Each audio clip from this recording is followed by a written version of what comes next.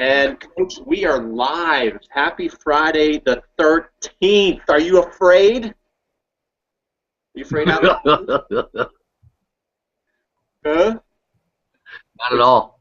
Okay, well, good, good. Well, I think, probably one of the safest places you can be in the world is on a tennis webinar on a Friday the 13th.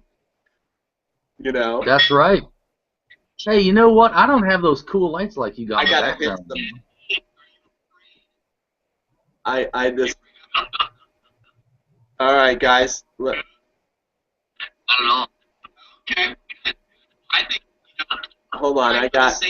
There's a lot of feedback, guys. Sorry for that. It's on a tennis webinar on a Friday the 13th. Okay. All right, everybody out there. How's everybody doing tonight? If you can hear us, let us know that you're out there, and that helps us. You guys are kind of our eyes and our ears out there, and so that helps us get over the technical glitches. On was it Tuesday night? We just had a disaster, but we're back. We keep on trying, and Coach, I think we're getting a little better at this. Did you hear what happened to us on Tuesday night? I did. I did. I felt horrible too. You're probably happy that you didn't go first, aren't you? Absolutely.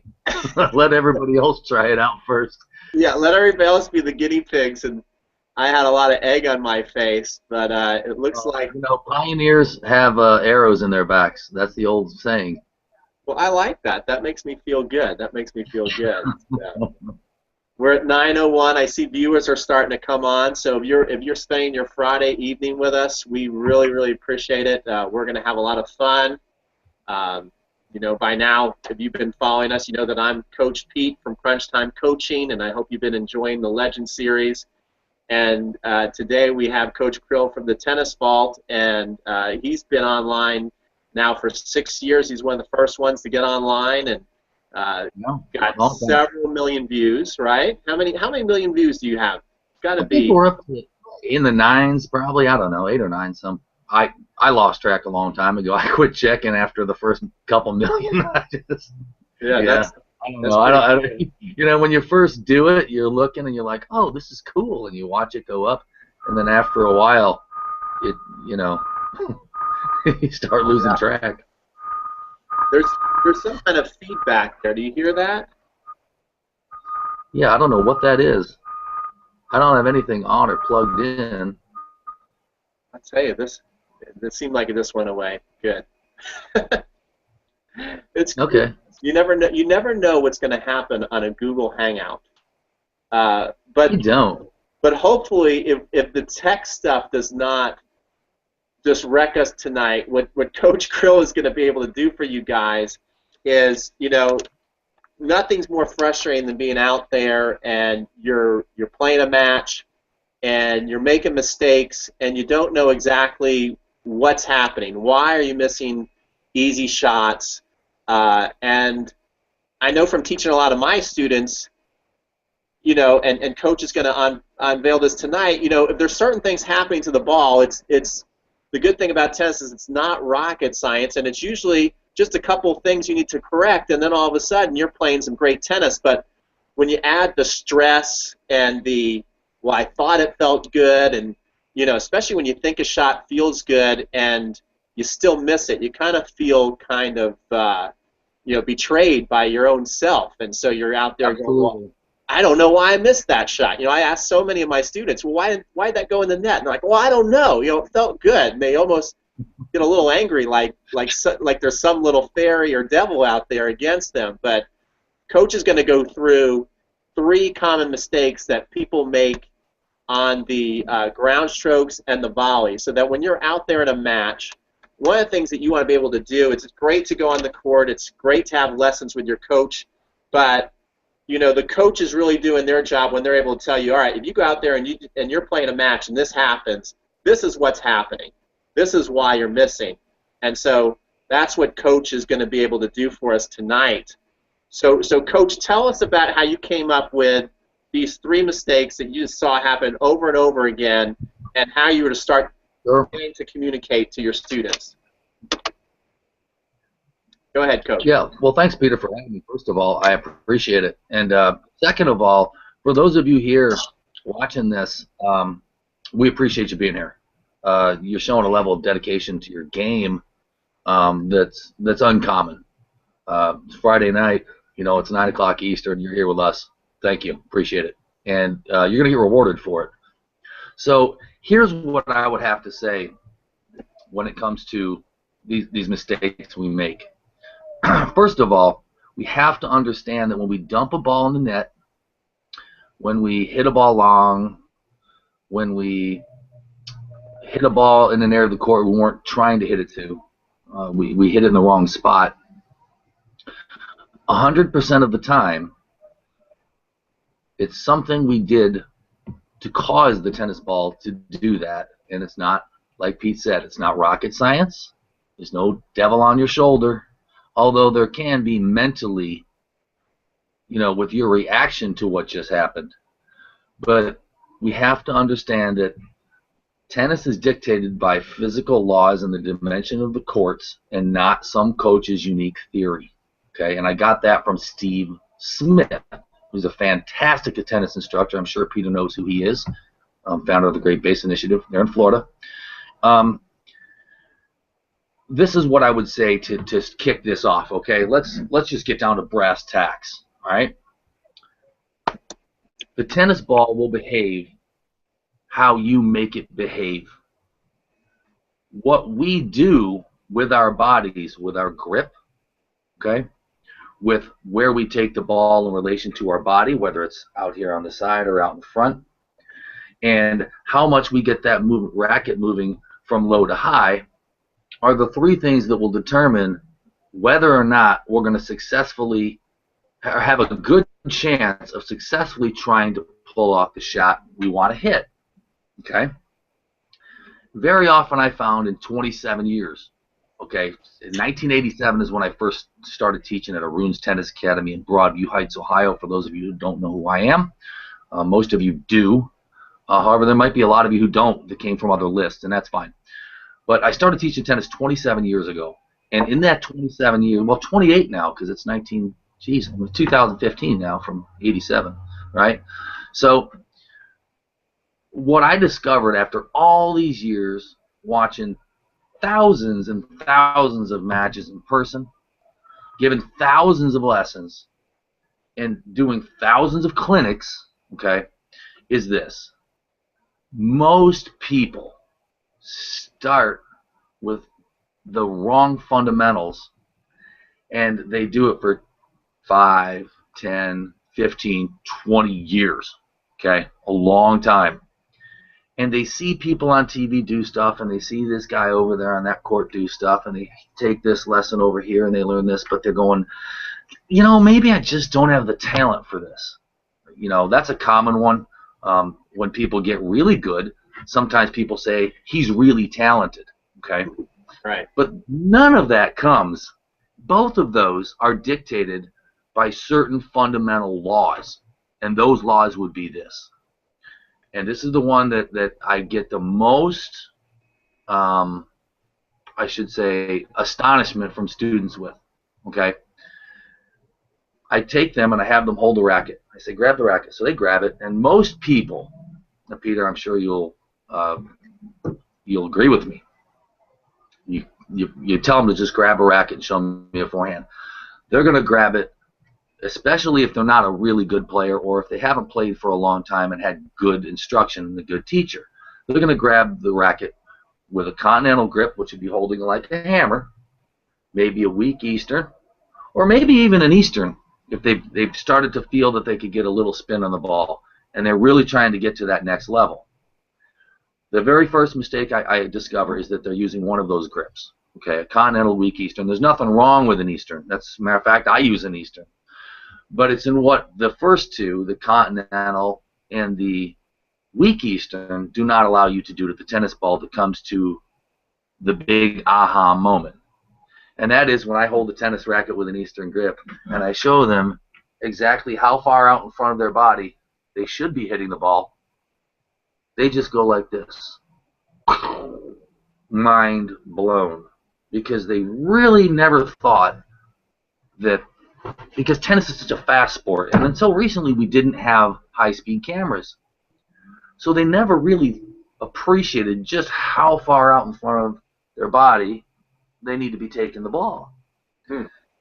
Once they do, and here's the fun thing, I'll have them hit a ball with their regular grip, and I tell them to take it way out here, and they say, I can't. I said, well, how come? They said, because the ball is going to fly straight up in the air. So they've just discovered themselves that they can't hit a ball over the net out in front of the body with their current grip. So then I said, well, let's move your grip over a little bit. I don't tell them you got a cruddy grip. That doesn't do anything. That's a negative self-identifying behavior, and I'm not into that. I'm into discovery. So when we look at these pictures of the pros, we say, well, Federer and Nadal and all these guys, and Joker and everybody takes it, and I'll back up here, way out in front of their body. How can they do that? Well, I guess you got to change your grip. So we'll change their grip and get them out here, and they'll go, oh, that feels weird, you know.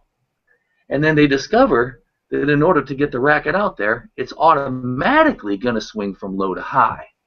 So these are the three big things I talk about when we start missing shots in a match, like you spoke earlier about when we first came onto here, is that I dumped that ball on the net. Why did I dump it in the net? It's because we need to have a complete understanding of the three basic reasons we miss tennis shots. Okay, and I would say the first one being the grip. If the grip's not your problem, if you're using an Eastern, a semi-Western, I don't like the full Western, but that's for different reasons and causes I can get into some other time. But if you're using an Eastern semi-Western and you're dumping the ball in the net, there's really one of only two reasons. One, you didn't take the ball far enough in front, and two, you didn't get low. So when I missed that shot, oh, I hit that in the net. Well, really, your racket just didn't get low enough and catch the ball far enough out front to get over the net. It's very simple, like Pete said in the beginning. This isn't rocket science, okay? But if you don't know, you don't know. You know, your times tables aren't rocket science, but to a third grader, if you don't know them, I don't care how much you think 9 times 3 is 28, it's not. You know? So as soon as we get a firm understanding of what a grip allows us to do, which is hit out in front, and then we understand that we really need to get as low as possible in every shot, then all of a sudden the shots we miss in matches, we start to instantly twist back and go, I didn't get low on that one. If we hit it long, we go, I was a little late because I wasn't able to take it early enough to generate enough topspin to get that ball to come down in the court. Or, oh, I keep hitting that forehand, cross-court forehand wide. Oh, it's just because my body is not in the proper position to hit that ball where I need it to go. So that's the basic crux of my whole thing tonight, is to get people to have a firm understanding that an Eastern or semi-Western forehand grip is a great grip to start with, is what I would use. Okay, and if you're using those currently and you're not experiencing the level of success you would like, I would encourage you to do two things. One, get really low, and two, move your contact point way out in front. And if you have, say, a continental grip right now, and you try to move your contact point out in front of your body, you're going to feel that it's very tough to have a continental grip and get way out in front of your body. It's almost, if you tried it yourself at home here, it feels very uncomfortable. I could push down and hold my wrist down with one finger because I don't have any strength to move it.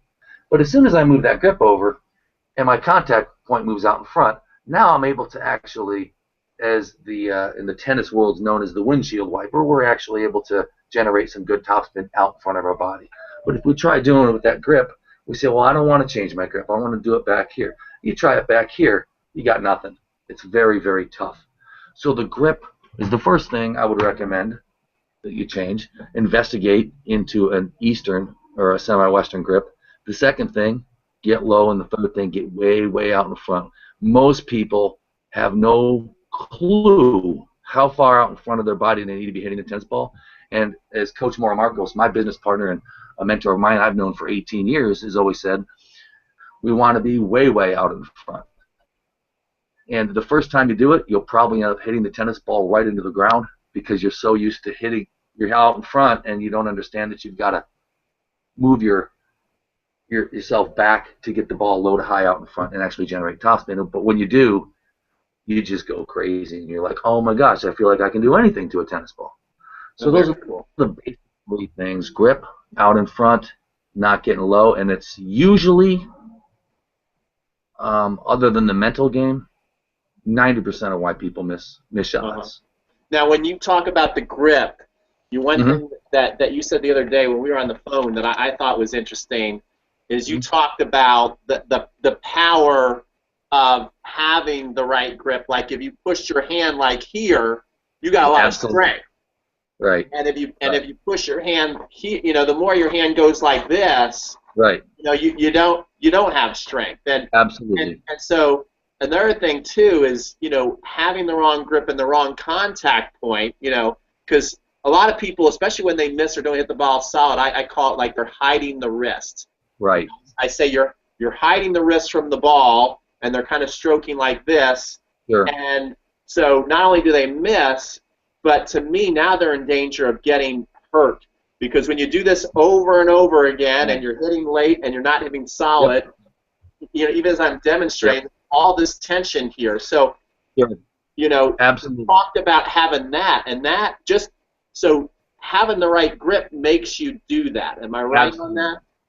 You're absolutely correct. And this is something I have not mentioned to you guys, because what having the correct grip and hitting out in front of your body is going to force you to do is it's going to force you to have a cocked wrist at impact, which every professional tennis player, every good college player, and every really good amateur player has. Okay? And what we're talking about is this. In tennis, when I teach, I like to use examples from everyday activities that are natural. Okay? One of them is this. This is natural. Why? Because if I go to get up off this table, right, I'm going to push down on this table, my wrist is going to be cocked. If I want to push up against a wall or lean against a wall, I'll be like, hey, how you doing? Yeah, you're leaning, talking. This is natural. And not only is it natural, it's stable. It doesn't move. Okay? So the other thing I like to do, you're sitting at the beach, and you're sitting there and you've got your hand, down on the ground. You would never try to put your hand like this and lean on it, right? Or you wouldn't lean against a wall and say, hey, how you doing? And lean on your fingertips. Why? It's not comfortable and it's unstable. But if we keep it cocked this way, that's stable. So what you said and brought up as far as having the wrist like this, absolutely. This is firm and it never changes. Some people think, and I thought this when I first started playing tennis, because back in '86 when I first started, I was teaching a year after I started, by the way.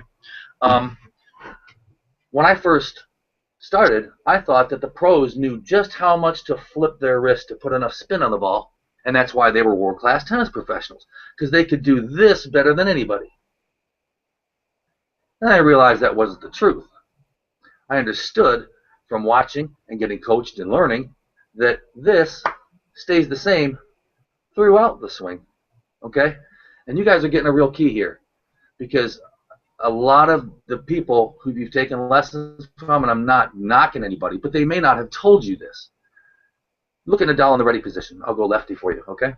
Nadal's in the ready position, that wrist cock, it never uncocks his entire swing. You'll notice this, okay? I'll do it with my other hand, okay? It comes here, we come back, we come down, we come up, and we get a little windshield wiper action. But this never does this through the contact zone, ever. Okay? So that is a great point, Peter, and I'm glad you brought it up. Yeah, I think that's huge, because a lot of people, even when they're demonstrating, kind of do this move, and they think that that's where the topspin comes from, and it doesn't. But it's not. The game is not as wristy as people think it is. Absolutely. Now, I do think you definitely feel stuff in your wrist, but it's not a wristy game. Like the wrist is a brat.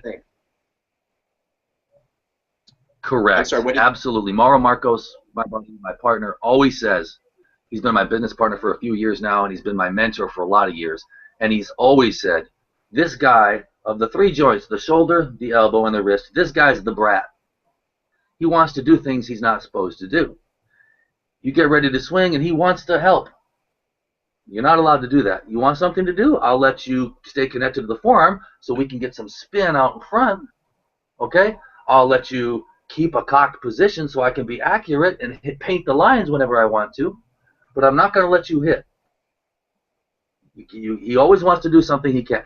Now, I'll let you, at the end of a point, if I'm running and the ball, someone hits me in overhead, I'll let you be the hero and save the day if I'm running back to get a ball that I can't get that's hit behind me, maybe. Maybe he can be the hero then. But as far as your day-to-day, bread and butter, go-to-war strokes, this guy has one job, and that's to stay cocked, to give you a firm foundation. Also, regarding the wrist, if I keep the wrist flat back here and I don't cock it, and I take the ball on the side of my body, okay, and let's say the ball's coming this way, and I want to hit it here, look at how, if you do this at home, just take your fist, put it here, and try to put spin on that, and see how it pushes your hand down, right? But if I'm out in front, it can't move anywhere, okay? And this, the line of action of the ball coming to me is pushing this way, okay? And all I have to do is let the wrist stay cocked as I rotate my forearm and elbow. This is where consistency comes from. This is how you can hit the ball the same way over and over and over again. And this is stuff that you're getting right now that, you know, it's going to cost you a bit of money to get on the court with me and show you that, but I'm showing it to you right now for free. This is big, you know. And any good pro, I know Peter will tell you the same thing. Keep this guy tame. You're the boss of him. Don't let him boss you around. Don't let him be a sneaky little devil on your shoulder saying, "Oh, I'll hit that for you." Don't let him do it. Keep him quiet. I love that. Well, let's see too. If people are out there, I'd like to know a couple of questions. Number one, does anybody play with the Continental grip out there and try and hit a lot of topspin? And some people, though, I think, you know, there's exceptions to the rule. McEnroe, you know, he hit McEnroe, Edberg, couple exceptions, but you got to remember, compare yourself to McEnroe. That guy's a freak of nature. Well, that's true. But I want to know too if anybody has switched from a Continental or a weak Eastern to more of an aggressive Eastern or semi-Western, and what your experience has been. Has it been? I mean, I'm sure everybody has a little bit of you know, growing pains, but maybe after 3 or 4 months, are you happy with the results? Do you feel like you're hitting the ball better? Do you feel like you're having more topspin? Do you feel like you're playing safer tennis and also more aggressive? Or have you found that it has hurt your game? And if it has hurt your game, list some of the reasons why. Like, well, yeah, I switched to the semi-Western, and now I'm all spin and I have no power. You know, let us know if things like that are happening, and then we can also probably come up with some remedies if you have had some growing pains trying to switch your grip. Because I am definitely a big believer. When I was growing up, McEnroe was my idol, so I was kind of in a weak Eastern grip. I like to be very feely with the ball, and probably when I started entering my early 30s, I kept seeing people like Nadal hit the ball, and Federer's more in that Eastern grip, but Djokovic. And I started to look at how they could just swing as hard as they wanted, and the ball would still go in. So I decided to, you know, move my grip over, and now I'm quite aggressive with it, and I really enjoy it. So I've kind of had the old school grip, and I've moved over to more of a new school grip. And so, you know, and even though I'm relatively young, when you hit as many forehands as I hit with the other grip, it was like teaching an old dog new tricks, because I hit, when we had Clay talking about the myelin buildup, you know, I had a lot of myelin buildup the other way. So I had to retrain myself, and in the beginning I dumped a lot of forehands in the net and things like that. But once I got that feel and was able to lock into that, I really love hitting with a semi-Western grip. So I'm going to refresh the page to see if we have any comments. And then let's go into the next step. So we've really covered the grip. Let's get more into another common mistake. We touched on all three, but if you can give us some more meat on some of the other ones while I check the comments, Kryil. Sure, absolutely. Okay, so we talked about the grip, and Pete's going to check the comments now, and we'll go back to any of the questions we had.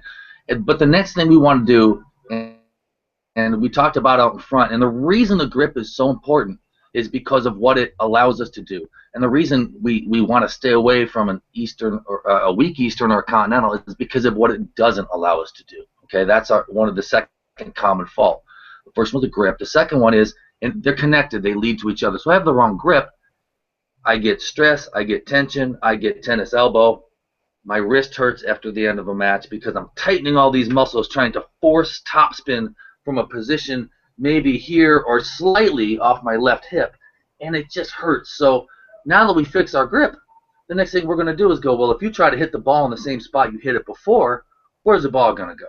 Since we changed our grip, we moved the racket over this way. So now the racket's not here, the racket's facing down. And if I try to hit on the side of my body, the ball's going to go where? Right in the ground. Okay? So as we move from a continental to maybe an eastern or a semi-western, let's just say eastern, now what happens is, as my arm moves forward, I will not move my wrist, okay? Naturally, the racket straightens up, okay? I was down here hitting in the same spot, so if I move forward, now I'm parallel. From this angle, I'm a little, or excuse me, a little more perpendicular. Now that's out in front of my body a little more. So the second part of this whole thing is we want to make sure we're not late. I would like to say we want to make sure we're way out in front, but as I've said in some videos in the past, you'll never hear a commentator ever tell somebody that, you know, hey, Mary, this guy's having a tough day because he's just taking the ball too early and hitting it way too far out in front. You're never going to hear it. It's never been broadcast by one single commentator of any tennis professional match in history. Well, you know what you've heard, though? Hey, he's a little late to that ball. A little late to that ball. Okay? They don't even, why he's late doesn't even matter. And they'll probably go on to expound on that and say he's getting tired, he's getting fatigued, or that the opponent's just, like when Agassi used to hit just monster forehands, when he came on in the late 80s, there was nothing, nobody had ever seen anything like it. And people were late to the ball all the time. Why didn't matter as much as the result, which Agassi's hitting so hard caused people to be late. But we all know that regardless of the reason, being late is what? Bad. Because you can't get in front of your body. Okay? So when I say we don't want to be late, what I really mean is we want to make sure we're way super out in front, and that's considered being early, meeting the ball early, meeting the ball out in front of you. And there's a couple reasons why this is true. Again, we'll forget the grip now. Let's just talk about the side of your body. Okay? If I'm here, anyone could come here right in front of me, and they could push my hand. If I've got my arm in anybody, I want you to, if you've got, especially if you've got more than one person in the room, put your hand straight out in front of you, and you try to stop somebody from pushing your arm back. Okay? It would take a 4-year-old to be able to push my arm back because I just do not have the strength, nobody does, to hold their hand straight in front of them like this and stop somebody from pushing them this way. Because of our shoulder is the only pivot muscles we have. It's a pivot point there. There's no way to stop it. You can try your biceps and triceps to push, but eventually they're going to push you back. How do we know this? In nature, it's proved to be true. If we go to push the box, we don't stand on the side of it and push it, right? What do? We get behind it, right? We push the box. So being out in front allows us to be behind the ball, okay? I would never want to hold an object if this was really heavy and try to push it this way. What I would do is I'd get behind it here with a cocked wrist and I'd push it, okay? So being out in front allows us to be behind the ball. You can see the line of action coming to my body. If I was to hit a forehand here, here we are. Now, this, again, mimics in nature what I talked about earlier. Pushing down, leaning up against a wall. I got to lift something over my head, okay? You want that. You want to be behind the ball. That's what being in front allows us to do. And it allows us to keep the wrist cocked, so now we're more accurate because we're meeting the ball in the same place every time, or close to the same place, okay? Yeah. Being out in front also shrinks what I call a contact zone, meaning as you're back here, when the ball is coming to the side of you in a tennis match, your eyes have to follow it, and so when it's out in front of you, here, way coming, it's a fuzzy yellow thing, and as it gets closer to you and closer to you, it becomes a blur about here. You can't see it. So being out in front, fuzzy yellow thing coming, it's way out in front, I can still see it. So now I have better eye contact on the ball. I don't have to turn my head to the side of my body to try to make contact over and over. Does that make sense? I don't know if you can see that, Peter. My screen's kind of small on my end. Okay, so now being out in front allows us to not have to move our eyes and our head as much. We can be much more accurate. because we can actually see the ball hitting our strings. So second benefit. So the big two things, out in front with a cocked wrist, which was point number 2. The first was the grip. The second's out in front with a cocked wrist. And the second benefit of that is, A, it's solid. The first benefit was, A, it's solid, and B, I don't have to turn my head to constantly try to come here to time everything.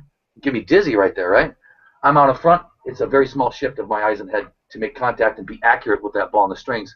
You'll never shank the ball again. I mean, it'll be 1 in 1,000 after that. Yeah, I think you just hit a big point there, Coach, is that hitting out in front, because lots of people they know they have to watch the ball. And so you're going, I know I got to watch the ball, but if your contact point is late, but you don't really see a problem with it, because lots of people do. I know lots of people that I teach will kind of look at kind of like their belly button is almost where they want to hit the ball. Right. And you're right. They can't see that. So even though that they're trying their hardest to watch the ball, physically it's not possible. Not possible. And so that was a really good point. We did have a comment from, I'm going to call you Slim if you don't mind, because I don't want to pronounce your name wrong. But they were saying that they switched to the Western. They like the spin, but they have to remember not hit the ball in the net. And I want you to get into a little bit of that, because when I switched to the semi-Western, that is, I just want to let you guys know, when you switch your grip, you will hit the ball in the net. The ground, in the net, yes. You may hit the ground before you even hit the net, and that doesn't mean that the grip stinks and you stink. It means you have to redevelop the muscles. Even if you know kind of what you're supposed to be doing, you're not going to be doing what you think you're doing. Right. And so what are they not doing, Coach? Why is that going in the net all the time? Okay, well, you said, I think it was Slim, you said he switched to a full Western? He switched to a semi-Western. Oh, semi-Western, okay. All right, good. When I teach my students, 100% of them, not 99.9, not 999 out of 1,000, 100%, okay? When I switch them from a Continental or a Weak Eastern to a semi-Western, the very first ball they hit is always into either the bottom of the net, not even close to the top, or into the service box or the service line before the net. It's that radical. And whenever they do that, I give them a high five. Because I said, look what you just did. You tried to take the ball out in front. Now, their racket was closed because they don't understand the relationship. They're not used to having their arm in this position. They're used to having their arm in this position. When they switch grips, they want to keep the arm in the same position. They don't understand they have to supinate the forearm and the elbow to get under the ball, to get the racket vertical. So they have Continental here. Then they switch grips. Now the racket's facing down here, and they take it out in front, and it gets even worse. They don't understand that all they have to do is just do this. But as human beings, do we really enjoy change? No. And you are absolutely correct in stating that they have to get the muscles, trained to feel used to hitting the ball to where their forearm isn't like this anymore. But since they're out in front with this grip now, that they need to turn the elbow and relax it and bring it. And that's when usually some magic happens there, Peter, and for everybody else out there. Usually what I'll do is I'll bring their elbow a little bit into their body so that it makes it easier. So instead of being out here, I'll bring the elbow in, which makes it easier to push forward. If their arm's way out here, it's harder to get them to move forward. Dropping the elbow, now that it's something that's a little more natural. So what I would encourage Slim to do is two things. One, if you're hitting with an open stance, you need to close up your stance a little bit, not permanently. Okay, you don't even have to do it permanently. You don't have to do it a lot. You need to close up your stance a little bit. Okay, and what closing up your stance is going to do is it's going to get you a little more sideways. So it's going to pronounce the feeling of being out in front. But the second thing it's going to do is it's going to allow you to get lower in relation to the ball as opposed to having an open stance. Okay, your directionality is going to be a little more linear and not so loopy if you have an open stance. I don't know if you have an open stance or not, but that's one of the things I would encourage. So here's the things to fix whether you have an open stance or not. Close your stance a little bit more. Okay, that's the first thing. The second thing is I would get super, super, super low with your knees. Most people that think they're bending have no clue how far they are actually bending, A, and B, no clue how far they actually need to bend to get their racket below the ball. which is 0.3, by the way, so it's a good lead in there. But those are the things I would do. Close up my stance of hair. I would get super, super, super low, and I'd videotape yourself or have a friend videotape you. And then I would show the shots that you're hitting into the ground and then show how far you need to get down to hit the ball over the net. Because the reason it's going into the net is because your racket is still closed. And as you move the racket further forward, it's going to square up. Okay, it's just naturally going to, we're here, we're going to be out here.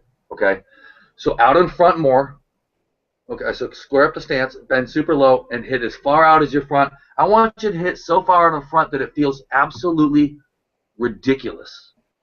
So far out in front that you're like, well, I've never hit the ball this way. And then you probably need to go even further and then hit every ball that way. Because our body doesn't want to do what's unnatural. Yeah. But that's what I would do. And I guarantee you the ball's going to start going over the net by a lot. Coach, that's good stuff. And we actually had a question from Jim. He wants to know, because everybody talks about it now. You watch a lot of videos. You're going to see it all the time. He wants to know, what is wrist lag? Okay. This is... yeah. Okay. You want me to answer that? I will. I want you to answer that because it's a very catchy phrase right now. Okay. Yeah, it's catchy. Hey, just like modern tennis is and the buggy whip forehand, right? These are things that exist. Okay, here's what happens. The lag forehand is simply this. All it is I'm going to pull my sleeve up for this. Uh-oh, right. Folks, he's pulling up his sleeve. It's a little chilly here, but I love hanging out on my balcony. So, okay. On a normal forehand hit by a really good tennis player, the wrist is cocked at setup. It's cocked as we take it back. It's cocked as we drop, and I'm not going to drop it real far here because you won't see it. And then as we start to come up, it stays cocked, and then we do a windshield wiper, and it comes over our body. Now, most people at home, if you sit here and try this, keep this wrist cocked and just do what I'm doing, mirror me. The wrist never uncocks. It never uncocks. I'm doing a miniature full swing here, okay? That is a normal tennis professional's shot. Swing. Day-to-day, bread and butter, go-to-war stroke. This never bends, guys. Okay? It starts here. Some people think they need to start here, and then they need to put it there. You start here, and it ends here. It never uncocks. Look, I can do the whole swing, and look, has my wrist ever moved? The forearm has pronated, but my wrist has never come uncocked. It always stays the same. Now, what he's talking about with the lag forehand is this.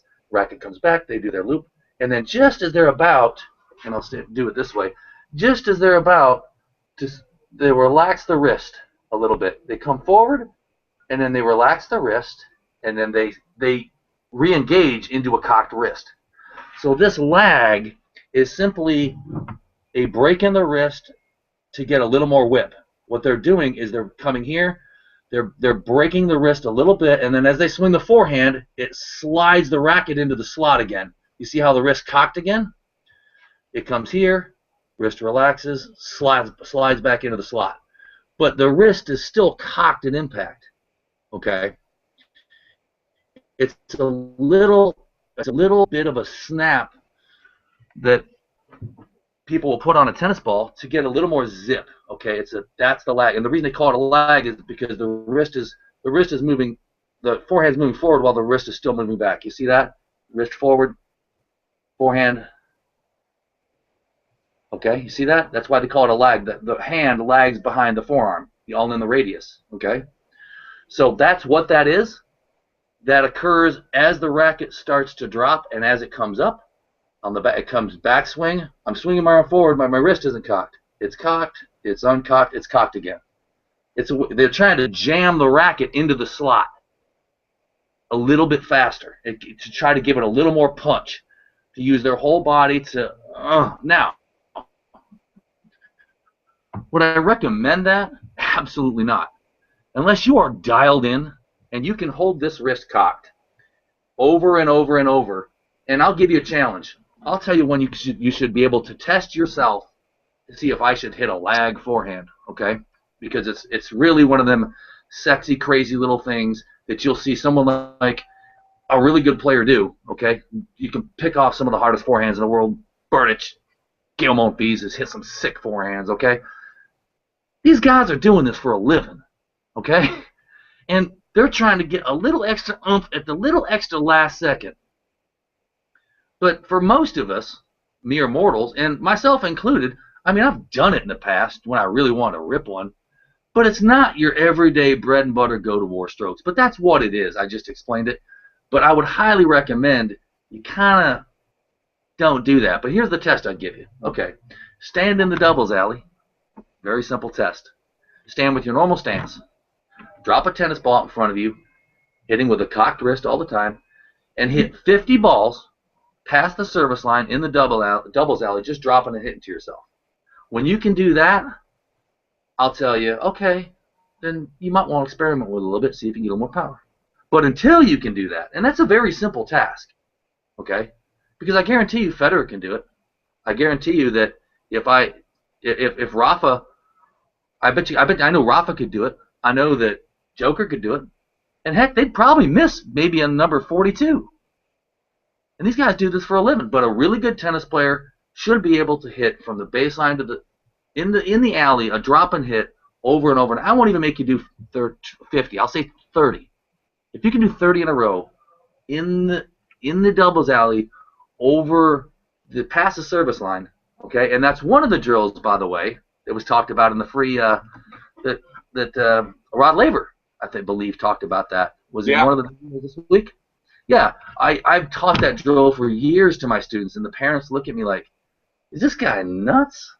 But then all of a sudden they start seeing results, and they're like, oh, okay, this guy knows what he's doing, I'll shut up, you know. Hey, good job. But yeah, I know that this next student, what was his name that asked that question? Jim.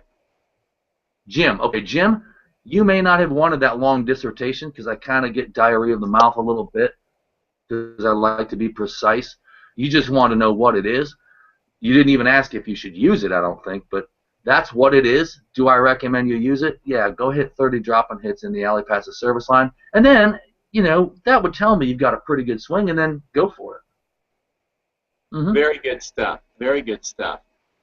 Let's see. I think we might have a couple more comments after that long answer, but it was a good answer. I do go by Slim. Slim says. So that was the comment we were missing. Nice. I do. Thanks for being here, Coach. You'll be on form and share it. Can you please share some tips for tracking the ball? Absolutely. That will help with preparation, positioning, and timing. Let me repeat that because that's a good. He put a lot of cool stuff in there. He goes, beyond form and technique, can you please share some tips on tracking the ball? It would help with preparation, positioning, and timing. Very good. Okay. Very good. Well, we're talking about, he said preparation, positioning, and timing, correct? Yep. And good. Can you give some tips on tracking the ball? Yeah, let's start with the very first one, okay? Preparation. I've got a whole other thing, but I have to mention that to mention this, called the 10 Laws of Tennis Success. You can't find it anywhere right now because I'm re-releasing it. But basically, one of the laws of tennis success, okay, is the law of preparation. And when a ball is coming toward you, okay, or I should say, tracking the ball, it starts before the ball is struck, okay? I'll just give you a freebie here. The sixth law of tennis success is the law of the split step. And that happens, you go up in the air as your opponent's about to strike the ball, and then you try to time the landing of your feet as the ball hits your opponent's racket. I won't explain why, but that's what we want to do because it's going to take too long to explain it. When your balls of your feet hit the ground and you've done your split step and you're playing good tennis, as soon as the balls of the feet hit your ground and you see which way that ball's going, the body turns at the waist. You don't have to turn your whole body and try to do it with your feet. It's an instant, I'm here, I see the ball's going to my forehand, and I turn at the waist, and I get turned immediately. Why is that big on preparation? First, I'm sideways. Even if you hit with an open stance, you're still going to want to get turned because you're going to need your upper body turn. You know, Pete, even people that hit with an open stance have a turned upper body. They get that coil, that X factor, the separation between their hips and their shoulders, okay? So we want to get our upper body turned. That's the very first thing that's going to help you track the ball. Now, why? These things follow each other. If I get my upper body turned, that gets my shoulders a little more parallel to the line of travel that the ball's coming at me. So I get turned, I move to the ball. Now, what's this allow me to do? Since I'm turned and the ball's coming at me, okay, or at me this way, it's coming at a kind of an angular parallel motion to my body, okay, kind of parallel, no matter what angle. If I get turned, now I'm going to be parallel to the line of approach of the tennis ball. So my upper body is sideways to it. I get to take this arm now, and I get to point. And what I want to do, I always work with a cocked wrist, I'll point with an open hand, okay, to that ball because it's stable. And here's what's going to help you. We said preparation is the get turned. Okay, that's the preparation part of tracking the ball. The second thing he said was positioning and then timing, right? So yep. Positioning, it's a very simple step. It's the fourth law of tennis success, and like I said, the course isn't available right now, but will be later this year. And that is going to be, as far as tracking the ball, is short, choppy steps to the ball. It's the fourth law of tennis success, okay? And what that is, the reason I'm able to get in position in a quick, efficient manner is because I'm going to take short steps, because we're working in a dynamic environment where our body's moving to a ball that is moving, okay? So we need to take short steps. That's the second thing that's going to help you track the ball, because if I take short steps, I can make little adjustments. If I take these short little steps, short choppy steps, what do you hear at a WTA? You really hear it with the women. At the WTA hardcourt matches, all you hear is, ah. You hear the squeaky feet, and then the ball hitting the racket and the grunt, right? And that's all you're going to do. You should just listen to a tennis match sometime instead of watching it. You know, just turn around and listen, and you're going to hear, They're not taking those short little choppy steps for their health. They're not doing jazzercise, right? They're trying to time that ball. They're trying to get their body in position. So the first thing, get turned sideways. Second thing, short choppy steps to the ball. Third thing is he said, so we covered preparation, positioning, timing. Okay, we got to remember that when a ball's coming at us, and I'm going to do this sideways, so the ball's coming this way, okay? And I'm going to do it in front of me. Okay, we don't have a contact point in front of us. Since the ball's moving and we're moving toward it and our racket's going to be moving toward it, it's always going to be a zone, okay? And the better you get, the smaller that zone becomes. Because through preparation, timing, over and over and over, we know about how far in the front of the ball we want to hit it to make it do what we want. We want a little hit a little flatter, we might let it come into our contact zone a little bit more. If we want to really hit topspin, we might want to go a little further out in front. But remember, it's a zone, okay? And for the timing of it, the way that works is we want to keep our left arm. Now I'm going to turn this way and pretend the ball's coming this way. Next time, man, we want to keep our left arm out in front of our body. Yeah, we want to keep our left arm out in front of our body, and here's why. See my eyes here? And then they're going to my fingertips. And let's just take this little speaker here and pretend that's a ball, okay? Now I'm telling the ball, stop, okay? I can see it coming. It's coming, it's coming, it's coming, it's coming. What happens there is between, okay, the ball and my hand, I can see. Okay, see how there's a line? You see ball, hand, my eyes, okay? All right. I can see the ball and my hand in the same frame. Our brains are very good at telling us that there's something coming at us, and if we have something in relation to it, it makes it even more accurate. I'll give you an example. Let's use examples from every day. A baseball player catching a baseball. How does he know exactly where to put that ball? Does he wait here to catch the ball? Does he catch the ball like this? No. Why? Why wouldn't he catch the ball here? It'd be easier. The glove's open, and the ball just comes here. Why doesn't a baseball player hold the ball like this when he wants to catch a high fly ball? Because he doesn't have anything in relation to his eyes to see where that ball's at. So as he looks and he sees he's using his glove as the target, okay? He's using his glove as the target, and the ball's coming down. He can see his glove, and he can see the ball. So that tells him, okay, the glove's here, ball's there, ball's there, ball's there. I need to move the glove. Catch the ball. It's the same thing when we are hitting a tennis ball. But we want to have that left arm way out in front so that we see the ball, we see the ball, we see the ball, we see the ball. Now we get the hand out of the way. Now we answer the telephone with our left hand if we're righty. We see it, now we've got it in our contact zone. So that's your timing. So for your preparation, we get sideways. Okay. For your positioning, we take short, choppy steps, and for your timing, we use this left hand as a guide. And I see a lot of people turn their shoulders sideways, parallel to the baseline with their left arm to help them get turned. I don't agree with that, because you need this hand out of your body at 45 degrees, tracking the ball. You need the hand track the ball. It really helps. In the baseball, the basket catch is the most efficient way for a ball to be caught into a glove. But if you don't have it out in front of you, you can't see, you're done. So those are the three things. Sideways, we say for preparation sideways, or excuse me, yeah, preparation sideways, and then positioning feet, and then left hand out inside for timing. Very, very good. I love that. And then I just want to add a little bit onto that, because he was talking about, you know, how do you get the timing. You got to do everything Coach is talking about, and make your goal to be able to get that first move before the ball that your opponent hits crosses over their side of the net. That's split step. Yeah. Yeah, right. Before your opponent hits the ball, right as they're getting ready to impact the ball, that's where you've got to get your split step, and that split step should move you into an immediate action that as soon as it's touched off their racket, you're going into your preparation. Because if you're doing all the correct moves as the ball is bouncing on your side of the court, you know, even if your best intention is to hit the ball out in front, it's not going to happen. So you have to be, maybe in the beginning, thinking about and kind of, you know, going, well, am I getting that racket ready before the ball is crossing the net? Or is that ball crossing the net, and then I'm starting to react and trying to do all the things that Coach is talking about? And so if you can start to do that more and more before that ball is crossing the net, then you're going to be able to put all the pieces together that Coach is talking about, and your timing is going to improve, because you're going to feel like you have all day to do what he's talking about. If you're not doing that, you're going to feel that what he just mentioned is going to be a whole lot of stuff to do, even though it's really not that much to do. Right. Very good, because you're not rushing. When you do it the way he's talking about it, guys, it just flows over and over. But yeah, you don't want to be rushing all this stuff. Yeah, very good, very good.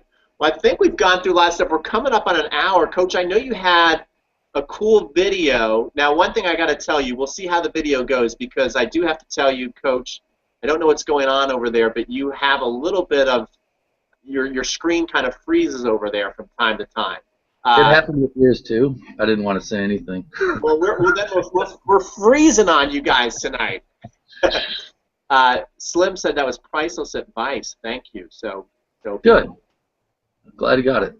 Yeah. So why don't you break out your video? What do you think? You want to tell us? Yeah. I'm going to try to see if Peter is the tech guru here. If he can walk me through the ways to do this. We're going to go to share screen. That's the little green button with the white arrow, right? That is correct. And you're going to get to see when I do this, you're going to get to see a page that is for anyone who's purchased this course that they're going to get to see. They've all got to see. And this is some newer video I've done, and we're going to walk through just a couple things here. So what you're showing is bonus material they will get if they end up buying the course. That's right. So I'm going to go to screen share. We're going to go to full screen. I'm going to hit start screen share. And then, okay, so let's go to about here, and let's just walk through the end of this here. I might have to. I'm going to rewind a little bit here, guys, just so you can see it, and then we'll go full screen with it. As it is forward. Does that make sense? It's traveling forward. So give me a second. Okay. Can you guys see that? Yeah, looks good. Okay. Okay, that is where the magic happens. It's this from here to here, right here. This is where 95% of the stroke takes place. This is the execution right here.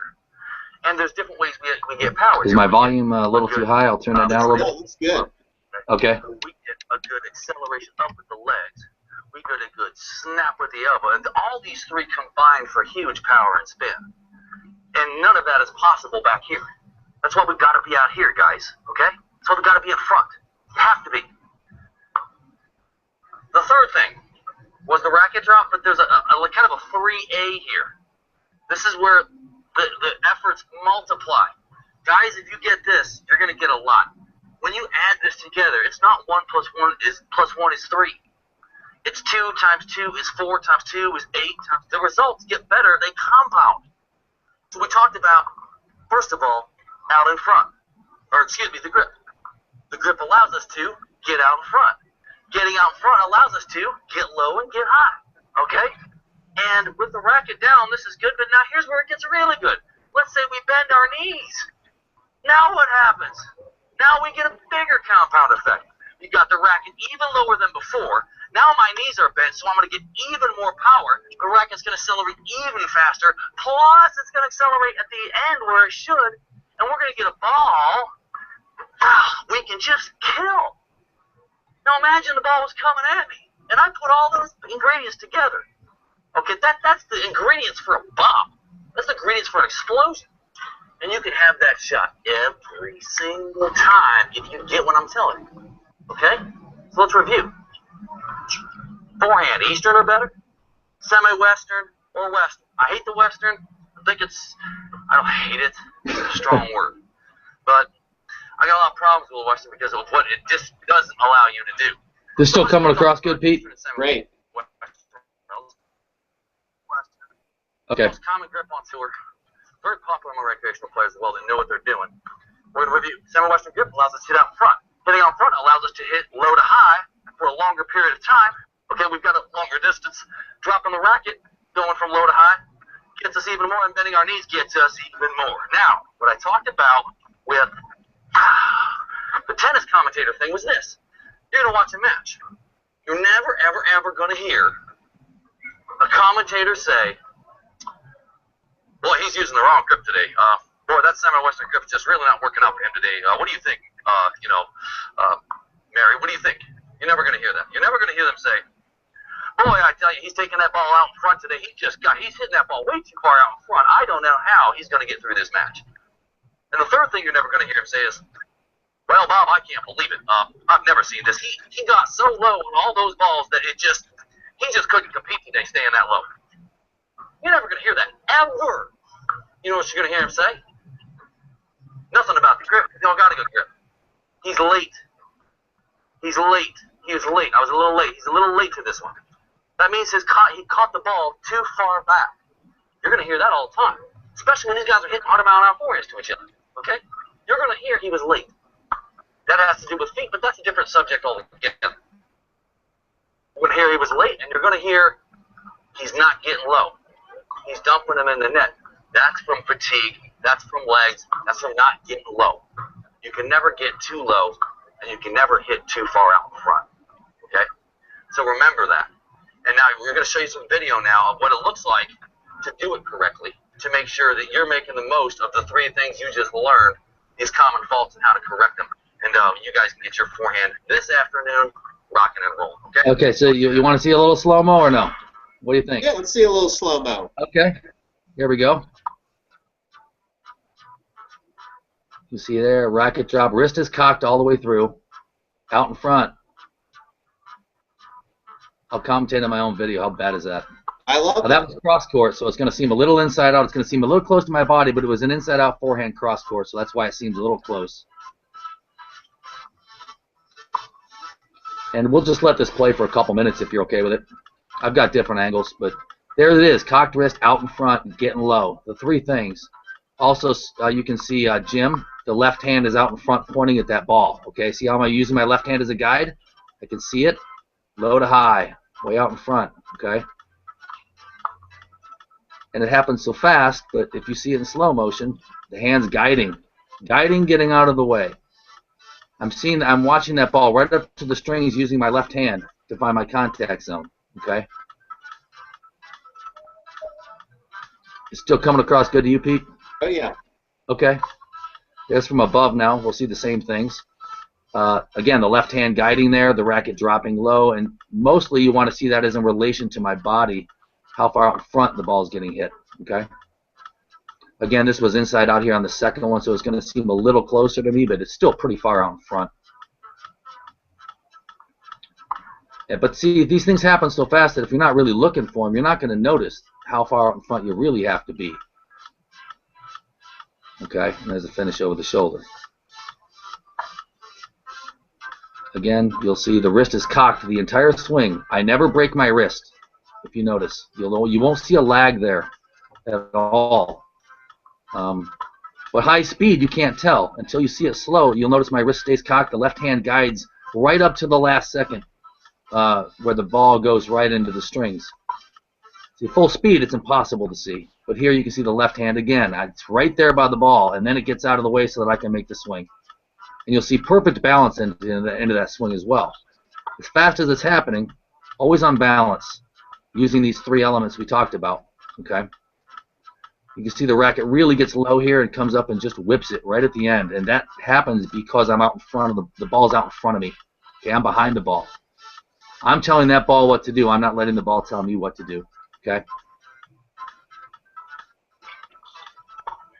Another one.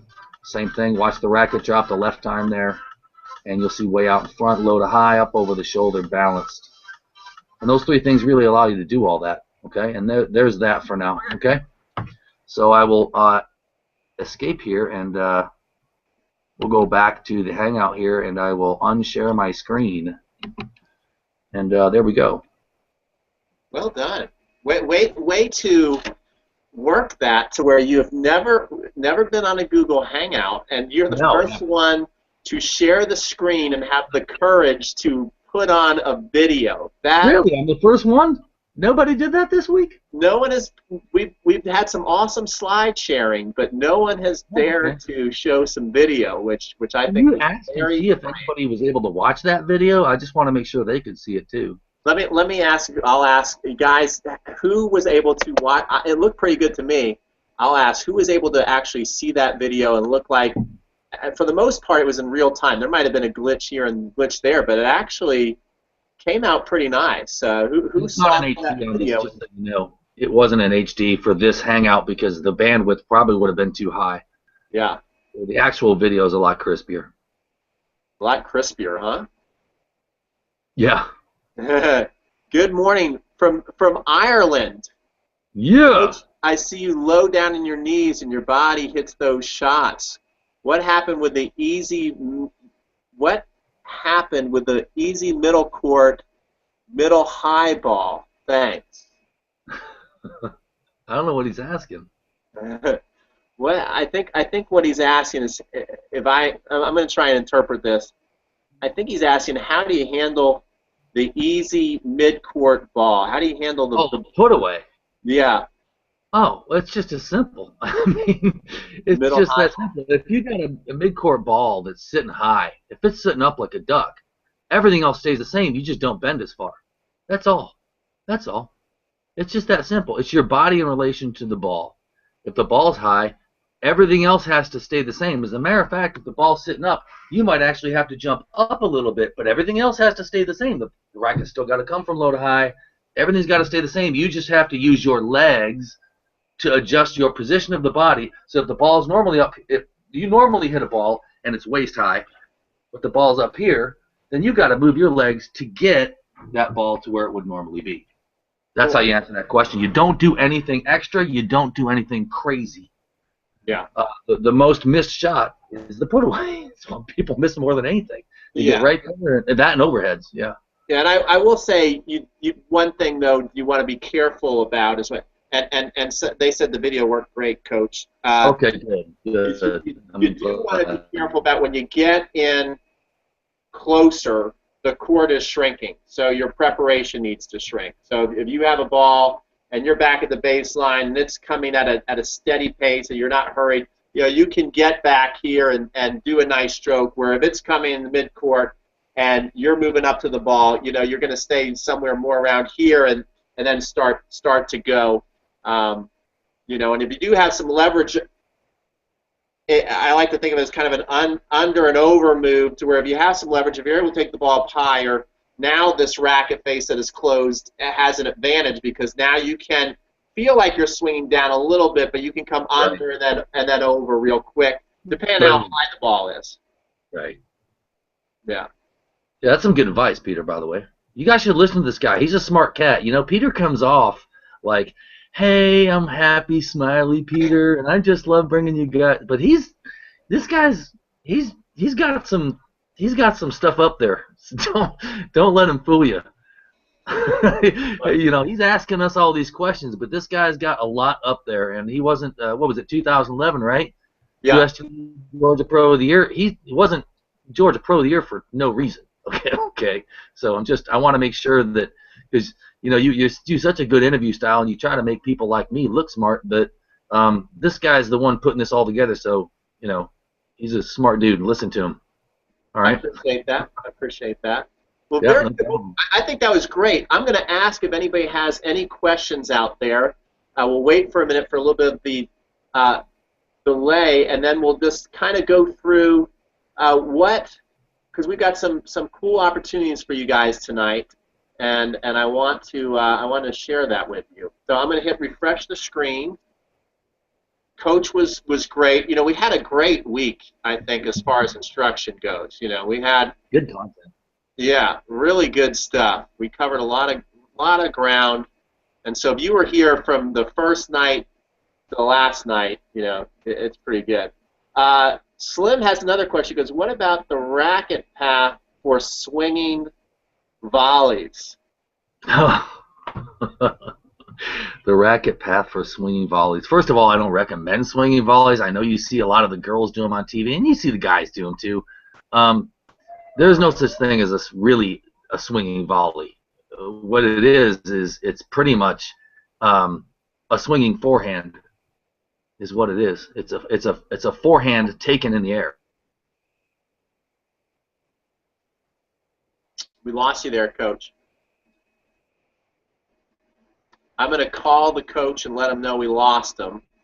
Can you guys still? Coach, there we go. It just opened up right there. Okay. Okay, we're good.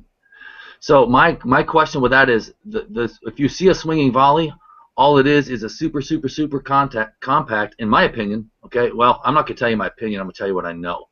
It's a super compact forehand, and if it's two-handed, a super compact two-handed backhand, which is used. Okay, the Williams sisters.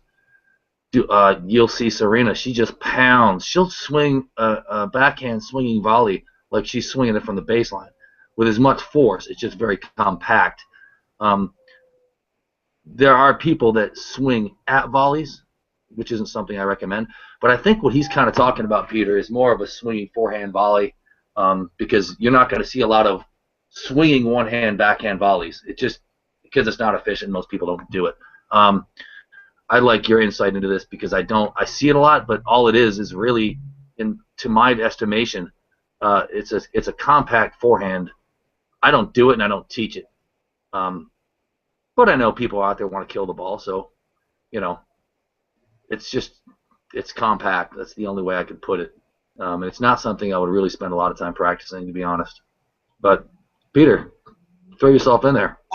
Okay, I totally agree with you as far as, you know, I don't think it's something you want to practice as far as to going, you know, my goal in this match is to hit a lot of swinging forehand balls, because you're probably going to miss more than you make. Yep.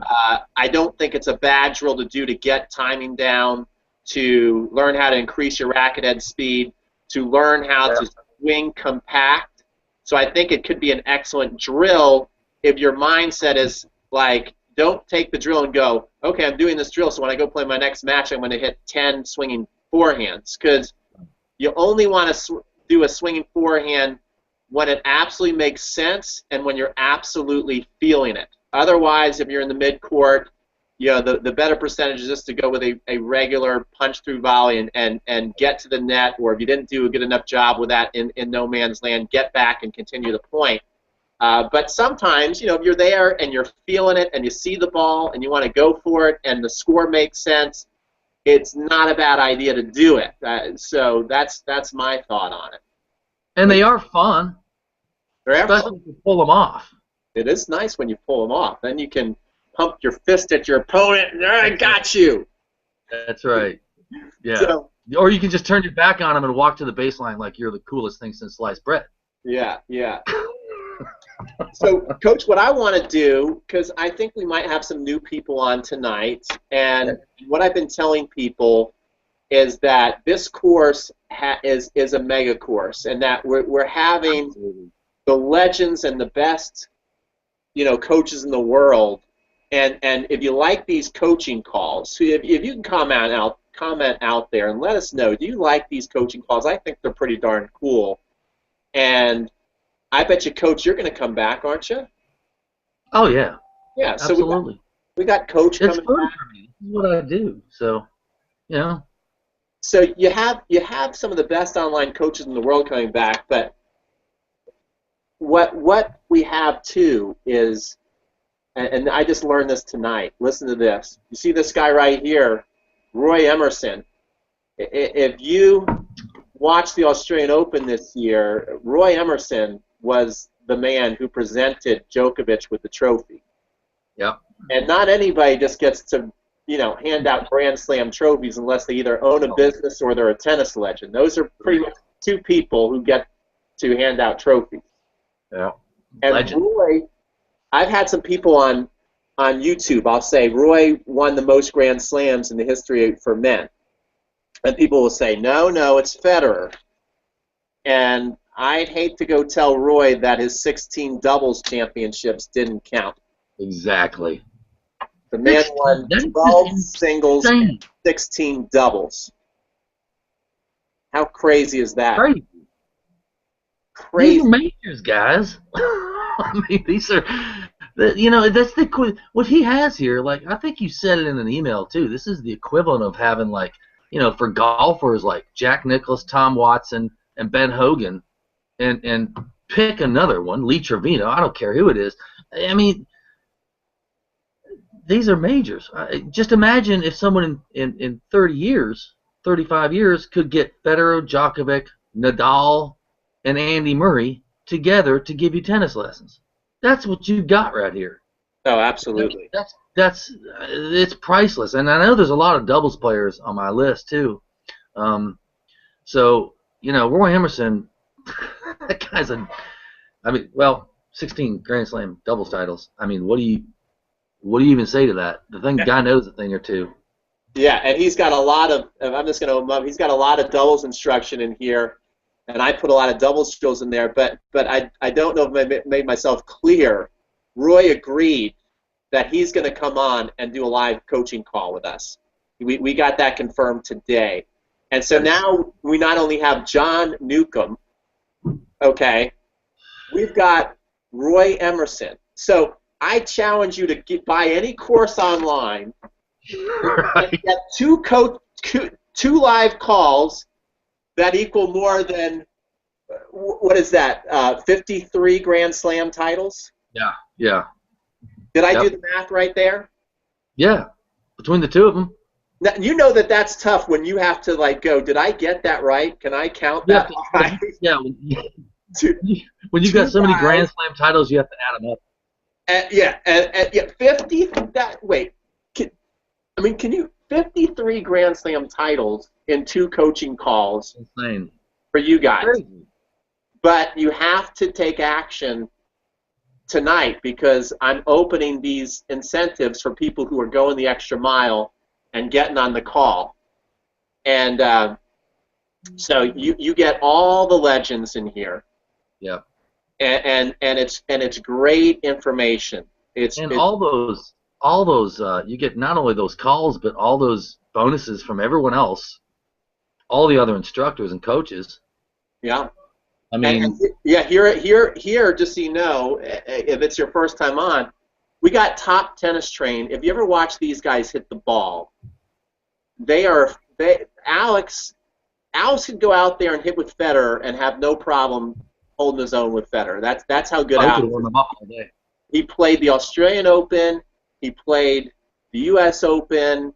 He's played Wimbledon. I'm not saying he'd go out and beat Federer, but if they said, "Hey Federer, we got a hitting partner for you today. Alex is going to hit with you," Federer wouldn't be freaking out and going, "Oh, he's not going to." He'd be like, "Okay, that's pretty good." That's how good Alex is, and his buddy Simon ain't that far behind that level. They're both awesome. Cosman has coaches and students all over the world.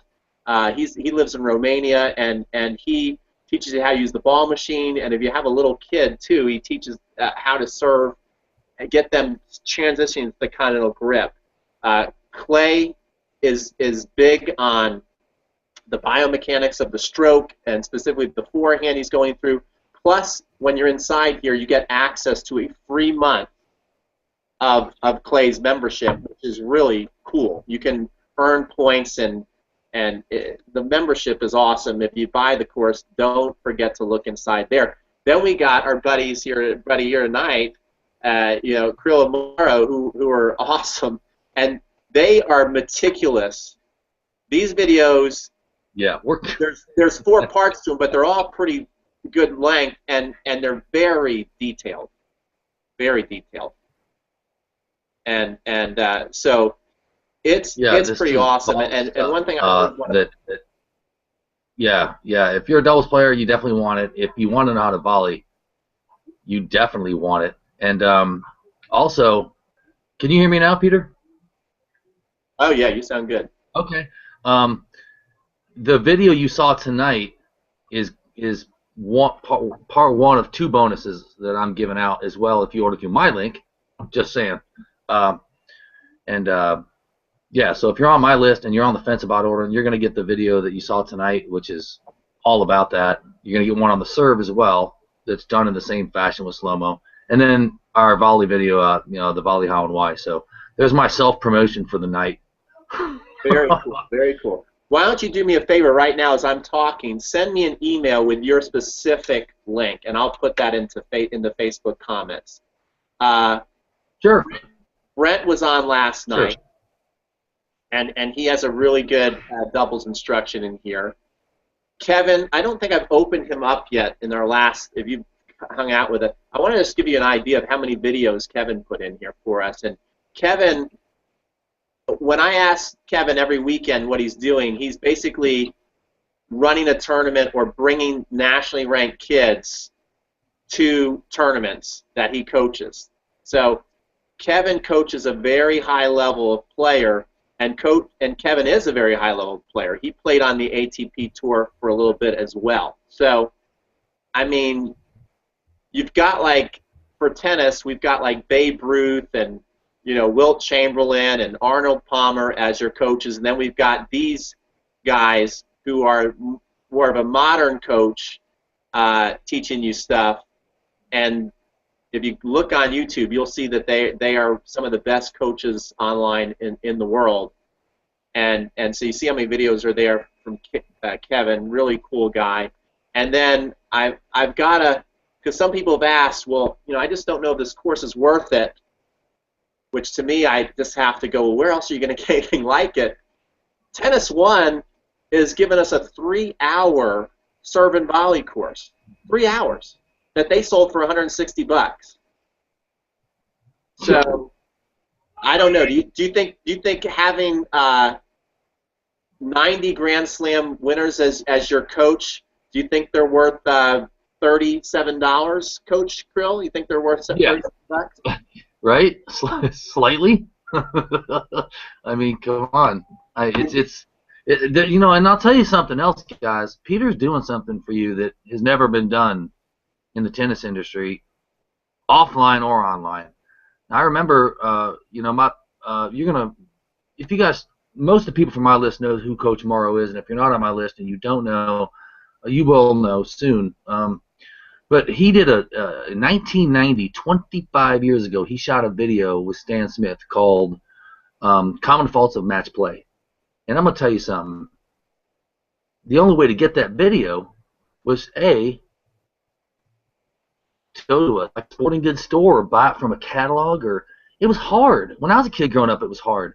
What Peter's done here is he's brought people together online through technology and the use of good relationships in an affordable way to where you guys are getting, take 3 tennis lessons is $197 for crying out loud from a pro who may or may not know what the heck he's talking about, right? You're getting more out of this than the value here is just sick. It's got to be over $1,000, and for $97 and a 30-day guarantee, I will pimp Peter on this all day long. And for those of you on my list, I've only promoted one other person ever, and that was I won't even say who was on here, but it was good. You know it was good because I got the the sales numbers to prove it. It was a fitness thing. It was related to fitness.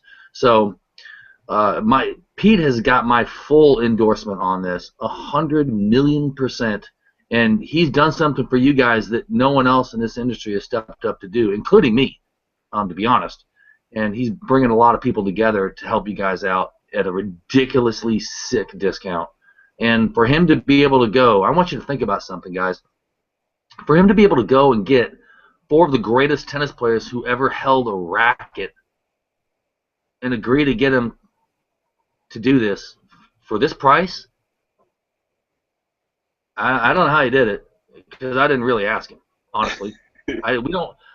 We know each other and we're cool and all that, we're friends and stuff, but it's like when it comes to business stuff, we just don't, it's just like I'm not gonna be like, hey dude, how much did you have to pay those guys? We just don't do that kind of thing, you know what I mean? But so I don't know how he did it, but he did. Chinese secret. It's gonna take. All I know is he better sell a whole bunch of these, because it must have cost him a fortune to do it. Is all I'm saying. Yeah. And he did it. He's selling this for a ridiculous price, and I know he's not in this for the money. He's doing it because he loves it. And I'm sitting here on a Friday night doing this. We're an hour and 20 minutes into it. I could go another hour. I don't even care, because that's how much I like doing it. That's just who I am, and I know that's who Peter is.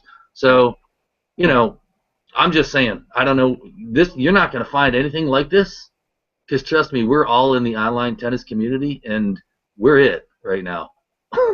So I don't think you're going to see like, well, let me wait until next week comes out and see who's going to offer something else. It's if they existed, they'd be with us. Right. Is all I'm saying. Yeah. As far as like a group goes. Yeah. And so Peter, I'm just saying, hats off to you, buddy. Well, I appreciate it. Good job. Send me that link to my email, and I'll put it on Facebook. Can you do that? What's that? Send me your specific link to my email, and I'll put it on Facebook here. Yeah. And I think I was presenting the thing the whole time, and I didn't have it on screen share, did I? For what? Did I ever go to screen share to show the course? Oh no, you didn't. I was going on and on. You go. You can show it to him if you want. You were going on and on, thinking you were scrolling down. And I thought I was scrolling down and everything. So everybody's like, no, you can't see it. I'm going to share the screen right now. There you go. And you go find your link, so I'll post it. But I do want people to be able to see inside the course. Where is it? Most people have seen it, I'm sure, but that's okay. Well, I'm showing them inside. I'm giving them behind the scenes. Oh, you're giving the members. Oh, you're giving them the cool look. Because I want people to not go, well, what's in there? What's it look like? I mean, well, now you can show them. Yeah. All right. Cool. Yeah. See, this is what it looks like. I think it looks pretty cool. We got bios of all these guys, videos of them playing. Everybody's got their own module. I'm so excited that Roy agreed to do a live call, so I'll highlight him tonight. But he's talking about what makes a player great. He talks about serving positions for doubles. He talks about how to hit a return of serve in doubles, where you should be aiming, and then I go through a drill that you can, because Roy says never miss a return in doubles. You play for your partner. That's what Brent Abel was saying last night. When you hit a return, don't try and be the rock star. You're playing for your partner. And so we've got a video on that. We've got doubles fundamentals. We've got communication. We've got returning big kick serves, overheads, tandem formation, which basically was one of the big things that I mentioned in our video, our presentation number 4 video. It helped me when I was getting my butt kicked 6-2, and we were playing great. And then Roy also shares his thoughts on the all-time greats. And then I've got a ton of videos on how to warm up for doubles, return to serve drills. What if you're at the net in the hot seat and you don't feel comfortable up there? I'm showing you where you need to hit and the drills you need to do that. And so that's just one module right there. And then we've got all these and the greatest coaches out there. So I'm very proud of this course, and I think you're going to have a lot of fun. You got every reason to be. Yeah. So I mean, that's a pretty cool course right there.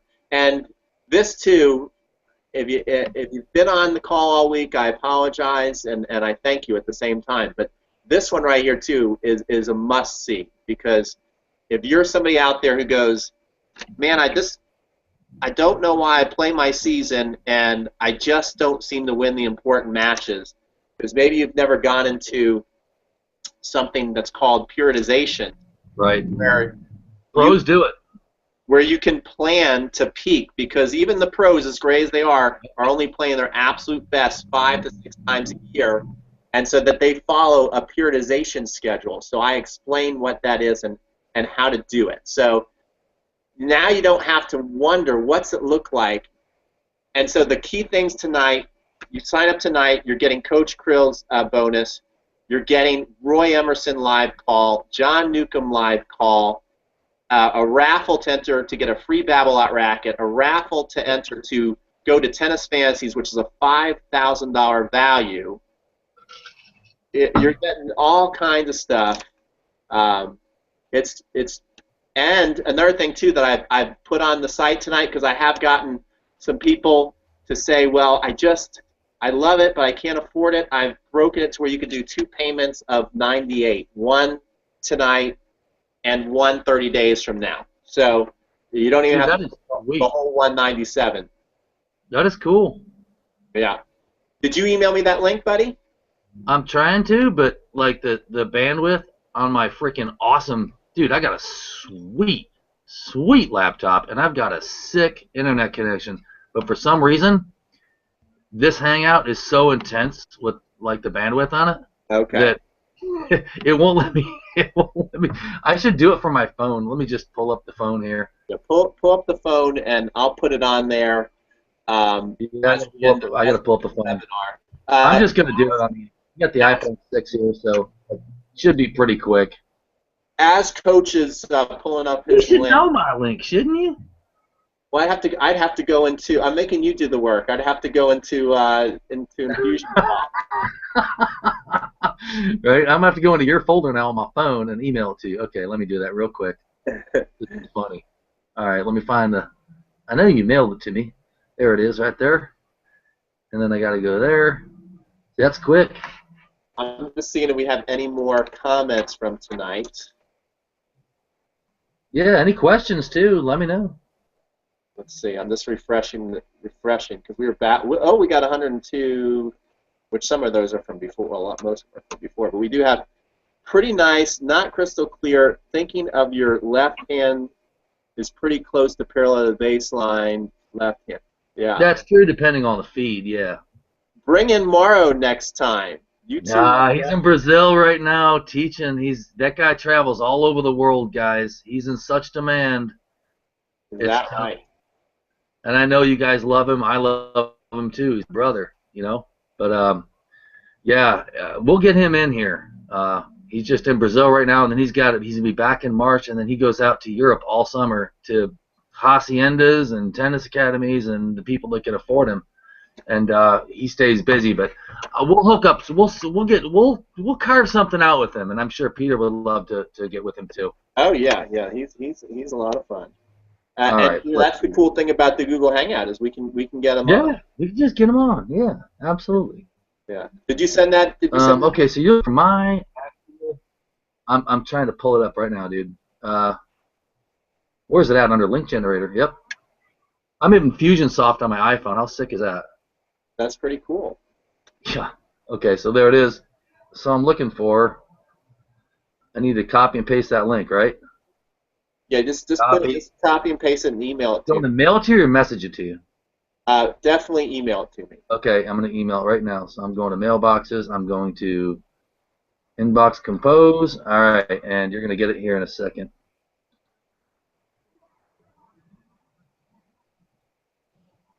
Very cool. Well, I really appreciate people hanging out with us. It's 10:28 on a Friday night.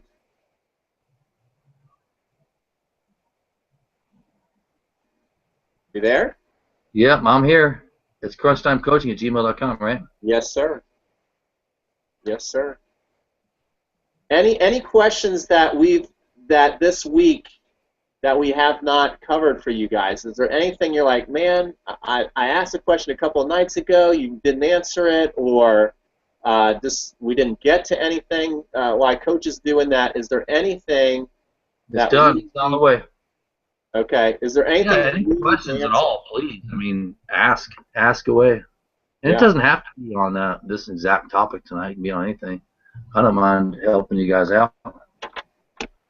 It can be on anything, huh? You should have got it right there. Wow. Okay, that's pretty cool. Getting the. Did it show up? Yeah, it did. I'm copying pasting right now.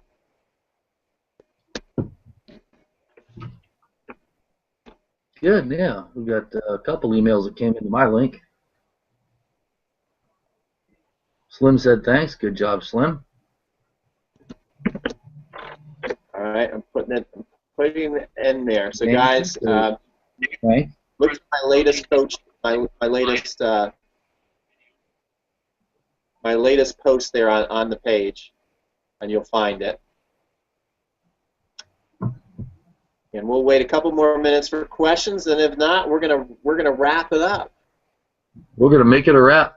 Friday night, start the weekend. What are you doing this weekend? Mine will be with Diet Right soda, but hey, that's okay. There was one. Oh, I think that's my comment. What are you doing this weekend there, Coach? Anything exciting? Which coach? You. You got a way more exciting life than me, man. I'm teaching tennis tomorrow, and I'm teaching tennis Sunday. That's pretty much what I'm doing. Then I'm, Yeah, pretty much. Gonna be here for people. Do they have anything that they need before this weekend? Any questions they have? Come home, take a shower, chill out, check the email. Yeah. Yeah, answer their questions, right? That's pretty much what I do. Okay, good. Hey, just the last note to anybody out there: if you get that through my link, you're gonna not only get the Volley How and Why video, but I'm gonna show you. I'm gonna give you that entire video that you saw tonight. The little bitty segment you saw was just 20 minutes of an hour and 15-minute. That was probably 3 minutes of an hour and 15-minute video. Wow. And I've got another one on the service done like that too, from different angles and slow-mo and stuff. So, my way of thanking you for hanging out. That's pretty cool. I can't wait to do a lot more of these. Well, guys, we're gonna hit it. We're gonna hit it and quit it. So we are out. It's 10:30 at night. Thanks so much, Coach. Thank you, Pete. See ya. And have a good night. Thanks, guys. All right, I'm stopping broadcast. 3, 2, 1. Take care.